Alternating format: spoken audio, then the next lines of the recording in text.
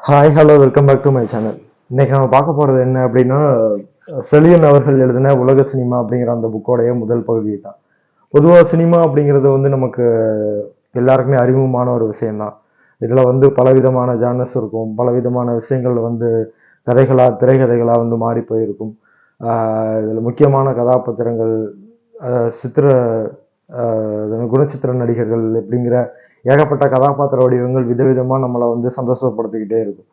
அப்படி இந்த உலகத்தை திருப்பி பார்க்க வச்ச, இல்லைன்னா உலகத்தை ரசிக்க வச்ச படங்களுடைய தொகுப்பை தான் அவர் வந்து உலக சினிமா அப்படிங்கிற இந்த தொகுதியில் வந்து எழுதியிருக்கிறாரு. அதில் முக்கியமான ஒரு படமாக முதல் படமாக அவர் சொல்கிறது என்ன அப்படின்னா, த சில்ட்ரன்ஸ் ஆஃப் த ஹேபியன் அப்படிங்கிற ஈரானிய படத்தை தான். இந்த படம் வந்து 1996 தான் வந்து ரிலீஸ் ஆகுது. இந்த படத்தை பற்றி இப்போ நம்ம இந்த வீடியோவில் வந்து நம்ம பார்க்கலாம்.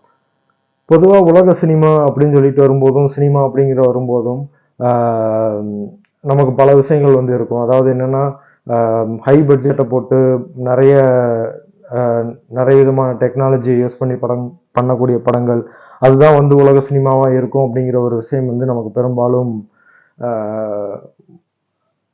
ஒரு நம்பிக்கை சார்ந்து இருக்குது. பட் ஆனால் இவர் சொல்லக்கூடிய விஷயங்கள் என்ன அப்படின்னா, ஒரு ஒரு நாட்டில் இருக்கக்கூடிய ஒரு கலாச்சாரம், அது சார்ந்த நம்பிக்கைகள், அங்கே இருக்கக்கூடிய மக்களுடைய வறுமை, அவங்களுடைய கதைகள், இது எல்லாமே வந்து உலக சினிமாவுடைய ஒரு அங்கம் தான் அப்படிங்கிறது தான் இந்த படத்தோடைய பேசிக்கான ஒரு பாயிண்ட். இந்த படத்தை பொறுத்த வரைக்கும் முக்கியமான கதாபாத்திரங்களாக இருக்கிறது அங்கே இருக்கக்கூடிய சிறுவர்களும் அங்கே இருக்கக்கூடிய ஏழ்மையும் மட்டும்தான். ஏன்னா ஈரானிய படங்கள் அப்படிங்கிறது தமிழ்நாட்டில் இருக்கிற மாதிரியோ இல்லை இந்தியாவில் இருக்கிற மாதிரியோ ரொம்ப கம்மியான சென்சார்ஸ் வச்சு அப்படி இருக்கக்கூடியது கிடையாது. அவங்களுக்கும் வந்து ஏகப்பட்ட ரெஸ்ட்ரிக்ஷன்ஸ் உண்டு, ஏகப்பட்ட தொந்தரவுகள் வந்து அவங்க கிட்ட இருக்குது. இப்படிப்பட்ட காலத்தில் இந்த மாதிரியான ஒரு படம் வர்றது ஒரு அபூர்வமான ஒரு முக்கியமான ஒரு விஷயமும் கூட. இன்னும் சொல்ல போனால் இந்த படம் தான் முதல்ல ஆஸ்காருக்கு தேர்வு செய்யப்பட்ட முதல் ஈரானிய படம் அப்படிங்கிறதும் உண்மை. இப்போ இந்த படத்தோடைய கதைக்குள்ள வந்து நம்ம போகலாம். இதை ஏன் வந்து உலக சினிமாவுடைய ஒரு அங்கம் அப்படின்னு சொல்லி ஏன் இவர் சொல்றாருங்கிறத நம்ம இதில் பார்த்துடலாம். என்ன அப்படின்னா, இந்த படத்தோடைய கதையை பொறுத்த வரைக்கும் பேசிக்கானது ஒரே ஒரே லைனில் சொல்லணும்னா, ஒரு ஜோடி செருப்புகள் வந்து தொலைஞ்சு போயிடுச்சு. அதை தேடி இந்த அவனுடைய அண்ணனும் அதே நேரம் ஒரு இன்னொரு, அதாவது ஒரு அண்ணன் தங்கை வந்து ஒரு செருப்பு அவங்களோட தொலைச்ச செருப்புகளை தேடி அலையக்கூடியதான் இந்த முழு நீள படமும் கூட. இன்னும் சொல்ல போனா செருப்புகளை தேடி அலையிறத மட்டுமே மையமா வச்சு அதுல ஒரு வாழ்க்கையை வந்து வாழ வச்சு அதை வெறும் 1.5 மணி நேரத்துக்குள்ள வந்து கதையா வந்து முடிச்சு அதையும் சுவாரஸ்யமா எடுத்து வைக்க முடியும் அப்படிங்கிறத முதல்ல இந்த உலகத்துக்கு தெரியப்படுத்தின படம் த சில்ட்ரன்ஸ் ஆஃப் த ஹெவியன் அப்படிங்கிறது தான். இதோட கதை அப்படின்னு நம்ம எடுத்துக்கிட்டோம் அப்படின்னா, இதுல 2 முக்கியமான கதாபாத்திரங்கள் வர்றாங்க. ஒருத்தங்க பேரு சாரா, இன்னொருத்தங்க பேரு அலி. அலிக்கு வந்து ஏறக்குறைய 8 வயசு, அவன் தான் மூத்தவன். 6 வயசுல வந்து சாரா அப்படிங்கிற அந்த பெண் வந்து இருக்கிறாங்க. அதுல ஒரு நேரத்துல வந்து என்ன ஆகுது அப்படின்னா, சாரா வந்து தன்னுடைய செருப்பை வந்து அண்ணங்கிட்ட கொடுத்து இதை வந்து தச்சு எனக்கு வந்து திரும்ப கொண்டு வா அப்படின்னு சொல்லி கடை வீதிக்கு வந்து அனுப்புறாங்க. அப்படி அனுப்பும்போது அந்த செருப்பு வந்து எங்கேயோ மிஸ் ஆயிடுது, தவறி அந்த கூட்டத்துல எங்கேயோ அவர் விட்டுறாப்புல. விட்ட உடனே ரொம்ப கண் கலங்கிட்டு, ஐயோ நம்ம கிட்ட இருக்கிறது ஒரு செருப்பு தானே இருக்கு, இப்போ எப்படி பள்ளிக்கூடங்களுக்கு இதெல்லாம் வந்து எடுத்துட்டு போறது அப்படிங்கிற ஒரு நோக்கத்துல சாரா கிட்ட வந்து அதை சொல்றாரு. இந்த மாதிரி உன் செருப்பை வந்து நான் மிஸ் பண்ணிட்டேன், என்ன செய்யறேன்னு எனக்கு தெரியல அப்படின்னு சொன்ன உடனே அவங்க சாராங்கிற அந்த குழந்தை வந்து ஏங்கி ஏங்கி அழுகுது. ஏன்னா அவங்க குடும்பத்தை பொறுத்த வரைக்கும் ரொம்ப ஏழ்மையான ஒரு குடும்பம் தான். அதாவது ஒரு அறையில ஜன்னல்கள் கிடையாது, எதுவுமே கிடையாது, வெறும் சின்ன டோரை மட்டும் வச்சு ஒரு சின்ன ஒரு ரூம்குள்ள வாழ்றது அவங்களுடைய ஃபேமிலியோட விஷயமா இருக்கு. அவங்களுடைய வாழ்க்கை முறை அப்படிதான் போகுது. அப்படி இருக்கச்சுல அவங்க அம்மாவும் வந்து உடல்நிலை சரியில்லாம படுத்துடுறாங்க. அவங்க அப்பா வந்து ஒரு தோட்ட வேலையில வந்து இருக்கிறாப்புல.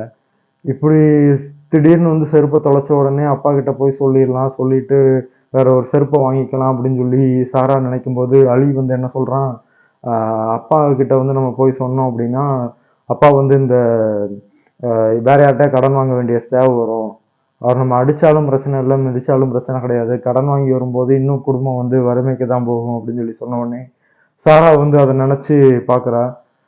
நினைச்சு பார்த்துட்டு ஆமா அது உண்மைதான், இப்படி ஒரு விஷயம் வந்து இருக்குது. அப்பா வந்து யார்கிட்டையும் கடன் வாங்க வேண்டிய தேவை கிடையாது.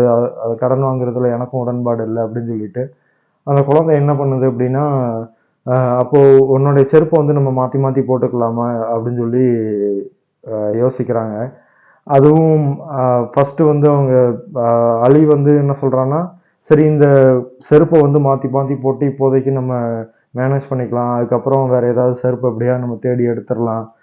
நம்மளுடைய செருப்பே எங்கேயாவது கண்டிப்பா இங்கே தான் கிடைக்கும். எங்கேயாவது தவற விட்டுருப்போம், அதை எடுத்துடலாம் அப்படின்னு சொல்லி அவரு அலிங்கிற அந்த 8 வயசு பையன் யோசிக்கிறான்.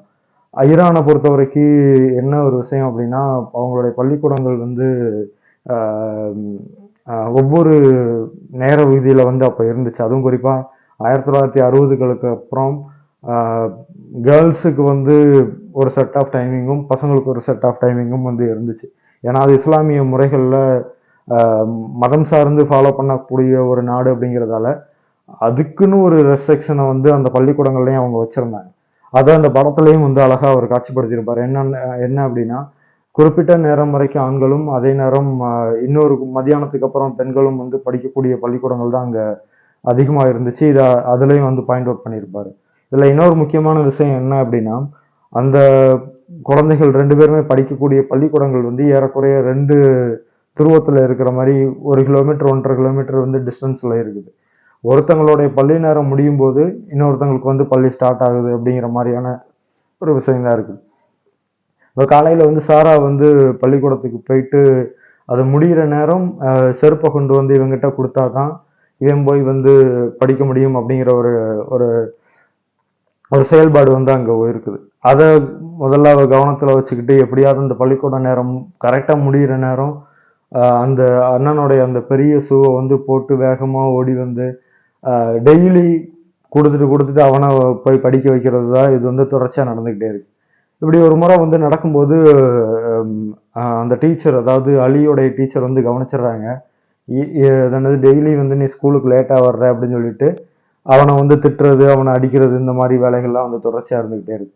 அப்புறம் ஒரு கட்டத்துல என்ன ஆகுது அப்படின்னா, அந்த பையன் வந்து ஒரு இடத்துல ஆஹ், இன்னொரு இன்னொரு பொண்ணு வந்து அவனுடைய செருப்பை வந்து போட்டிருக்கிறத வந்து கவனிச்சிடுறான். அப்படி கவனிச்ச உடனே அவள்கிட்ட போய் நேரடியா போய் கேட்கலாமா அப்படிங்கிற ஒரு எண்ணம் வந்து அவனுக்கு வருது. பட் ஆனா அவளுடைய ட்ரெஸ்ஸை பார்த்துட்டு சரி வேண்டாம், நம்ம இதை அவங்க வீட்டில் அவங்க அப்பா அம்மா கிட்ட பேசி நம்ம முடிவு பண்ணிக்கலாம் அப்படின்னு சொல்லிட்டு அந்த பையனும் சாரி அலியும் சாராவும் வந்து அந்த பொண்ணை வந்து துரத்திட்டு அந்த பொண்ணு பின்னாடியே போய் அவங்க வீட்டை போய் கண்டுபிடிச்சிடுறாங்க. வீட்டை போய் கண்டுபிடிச்ச உடனே அப்பதான் தெரியுது அவங்களுக்கு அம்மா கிடையாது, அப்பா வந்து ஒரு பார்வையற்ற ஒரு ஆளு, வசதி இல்லாத ஒரு நபர். அப்படி அதை பார்த்த உடனே அந்த அலிங்கிற அந்த பையனுக்கு வந்து தன்னுடைய ஷூவை வந்து கேட்கணும், திரும்பி அதை வந்து வாங்கிக்கணும் அப்படிங்கிற ஒரு எண்ணம் வந்து சுத்தமா இல்லாம போயிருது.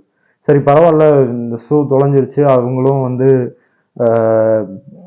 ரொம்ப ஏழ்மையில இருக்காங்க, நம்ம அதெல்லாம் திரும்பி வாங்க வேண்டாம் அப்படின்னு சொல்லிட்டு அவனும் அதை அப்படியே விட்டுட்டு வந்துடுறான். விட்டுட்டு வந்து சில காலங்கள் கழிச்சு இது வந்து ரொம்ப ஒரு தொந்தரவு. ஏன்னா ஒரு பக்கம் இவனும் பள்ளிக்கூடம் போகணும், அவளும் பள்ளிக்கூடம் போகணும் அப்படின்னு சொல்லிட்டு வரும்போது ஷூ தொலைஞ்சதை வீட்டில் சொல்லிடலாம் அப்படிங்கிற ஒரு மென்டாலிட்டிக்கு வந்து சாரா வந்துடுறான். அப்படி சாரா வந்ததுக்கு அப்புறம் அலி வந்து அவங்ககிட்ட சொல்றான், அந்த மாதிரி அப்பாவே வந்து தோட்ட வேலையில பெரிய அளவுல சம்பளம் இல்லாம இருக்கிறாரு, இதுல வந்து ஷூ வந்து தொலைஞ்சிருச்சு அப்படின்னு சொன்னா உடனே அவர் வாங்கிலாம் கொடுக்க மாட்டாப்புல, யார்ட்டையா கடன் வாங்க வேண்டியதுதான் மறுபடியும் மறுபடியும் இருக்கும். நீ கடன் வாங்குறத வந்து நீ ஏத்துக்கிற அப்படின்னா நீ அப்பா கிட்ட போய் சொல்லு அப்படின்னு சொல்லி திரும்ப ஒரு விஷயத்த வந்து, அதாவது இந்த கடன் சார்ந்து வறுமை சார்ந்து எப்படி அவங்களுடைய குடும்பம் இயங்குது அப்படிங்கிறத திரும்ப ஒரு முறை பேசுறான். பேசி முடிச்ச உடனே சரி பரவாயில்ல, என்ன வேணாலும் பார்த்துக்கலாம் அப்படின்னு சொல்லிட்டு சாராவும் அந்த ஷூவை விட்டுட்டு இப்படியே வந்து இருந்தாலும் பிரச்சனை இல்லை அப்படின்னு சொல்லிட்டு ஆஹ் இப்படியே இருந்தாலும் பிரச்சனை இல்லை அப்படின்னு சொல்லிட்டு அவ மேற்கொண்டு அடுத்து இதை என்ன பண்ணலாம் அப்படிங்கிற ஒரு யோசனை வந்து அவங்களுக்கு ரன் பண்ணிட்டு இருக்கா. அதே அதே வந்து யோசிக்கிற ஒரு மனநிலைக்கு வந்து போறா. இதனால அவளுடைய படிப்பு வந்து ஒரு பக்கம் கெடுது. பட் ஆனால் அலியோடைய படிப்பு வந்து அப்படி இல்லை. அவன் வந்து ஸ்கூலுக்கு லேட்டா வந்தாலும் நல்ல மதிப்பெண் எடுக்கிறான் அப்படிங்கிற ஒரு விஷயம் வரும்போது அந்த டீச்சர் வந்து அவனுக்கு ஒரு பேனாவை வந்து கிஃப்டா கொடுக்குறாங்க. நீ நல்லா படிக்கிறடா, நீ வந்து பெரிய ஆளா வருவ அப்படின்னு சொல்லிட்டு ஒரு பேனா வந்து கிஃப்டா கொடுக்குறாங்க. அந்த பேனாவை வந்து அவன் வந்து அவன் தங்கச்சி கிட்ட கொடுத்து என்னை விட நீ தான் நல்லா படிக்க வேண்டிய ஆளு, நீ வந்து படிச்சா பெரிய ஆளா வருவ அப்படி இப்படின்னு சொல்லிட்டு அவளை வந்து டெவலப் பண்றதுக்கு அந்த பேனாவை வந்து கொடுக்குறான். அதுக்கப்புறம் நம்ம கவனிச்சோம் அப்படின்னா அந்த சாராங்கிற அந்த பொண்ணு வந்து அந்த பேனாவை வந்து தொலைச்சிருவா. அந்த தொலைச்ச பேனாவை வந்து அந்த இதுக்கு முன்னாடி அந்த அலியோடைய ஷூவை வந்து போட்டிருந்த அந்த பெண் வந்து கீழே கிடந்து இது உன் பேனா தானே, இது நீ கீழே போட்ட அப்படின்னு சொல்லி எடுத்து கொடுப்பா. உடனே அதுக்கு முன்னாடி வரைக்கும் சாராங்கிற அந்த பொண்ணு வந்து அந்த ஷூவை வந்து போட்டிருந்த அந்த சிறுமியை பார்த்து என்ன நினைக்கும் அப்படின்னா, இவ வந்து திருடி, இவ வந்து மோசமான ஆளு, இவ வந்து ஃப்ராடு அப்படின்னு சொல்லி நினைச்சிருப்பாங்க. பட் ஆனா அந்த இடத்துல பேனாவை வந்து திரும்ப கொடுக்கும்போது அங்க வேற ஒரு விஷயம் நடக்கும். என்ன அப்படின்னா, நான் திருடெல்லாம் இல்லை, இது வந்து எனக்கே தெரியாம எங்கேயோ கிடைச்சிருக்கு, இது ஒன்றும் உங்களுடைய ஷூன்னு தெரியாம நான் போட்டிருக்கேன், அவ்வளவுதான், இது வந்து நான் ஒன்றும் திருடி கிடையாதுங்கிற ஒரு விஷயத்த அந்த அழகா அந்த இடத்துல வந்து காட்சிப்படுத்தியிருப்பாரு அந்த இயக்குனர் வந்து. இல்ல இன்னொரு முக்கியமான விஷயம் அப்படின்னா, அந்த படத்தோடைய கிளைமேக்ஸ்ல ஒரு ஓட்டப்பந்தயம் வந்து வைப்பாங்க.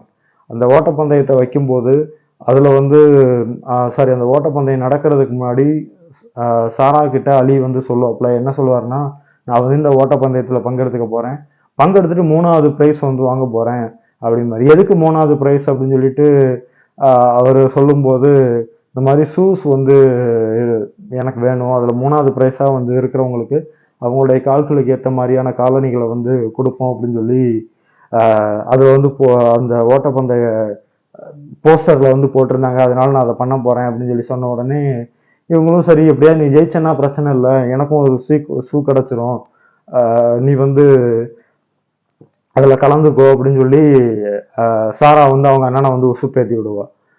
அதுல என்ன ஆகும் அப்படின்னா, அந்த கடைசியில் அந்த ஓட்டப்பந்தயம் வந்து நடக்கும்போது இவன் வந்து அதில் போய் பங்கெடுத்துப்பான். பங்கெடுத்துக்கிறவங்க எல்லாருமே வந்து பெயர் கொடுக்கணும் அப்படின்னு சொல்லிட்டு வரும்போது ரிஜிஸ்டர் பண்ணிட்டு அவன் போய் அந்த ஓட்டப்பந்தயத்துல ஒரு ஆளா போய் சேருவான்.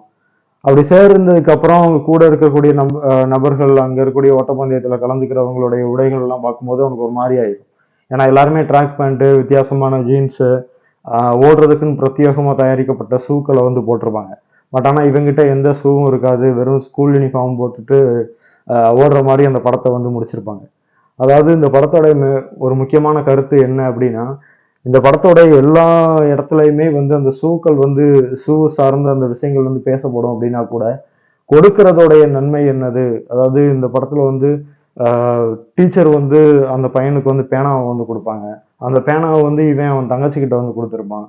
அவன் தங்கச்சி வந்து தன்னுடைய அண்ணனுடைய அவங்க 2 பேரும் மாத்தி படிக்கணும் அப்படிங்கிறதுக்காக அந்த ஷூவை வந்து திரும்ப இவங்கிட்ட ஓடி ஓடி கொடுக்கறது, அவனுடைய படிப்புல வந்து அக்கறை செலுத்துறது, இந்த மாதிரியான வேலைகள்லாம் பார்த்துருப்பாங்க.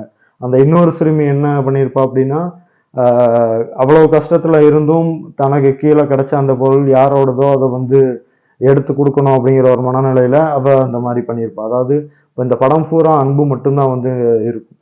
அதாவது சின்ன குழந்தைகள் வந்து அவங்க வறுமைகள் வந்து எப்படி வாழ்றாங்க, இன்னும் நிறைய குழந்தைகள் எப்படி வறுமையால வந்து சிதறடிக்கப்படுறாங்க அப்படிங்கிறதுக்கு இந்த படம் ஒரு முக்கியமான ஒரு எடுத்துக்காட்டு. இந்த படத்தை பார்க்க விரும்புறவங்க இதை இதை தெரிஞ்சுக்கிட்டோ இல்லைன்னா யூடியூப்லயோ இது சார்ந்த கண்டென்ட்டை வந்து தெரிஞ்சுக்கிட்டு இதை பார்க்கறது ரொம்ப நல்லது.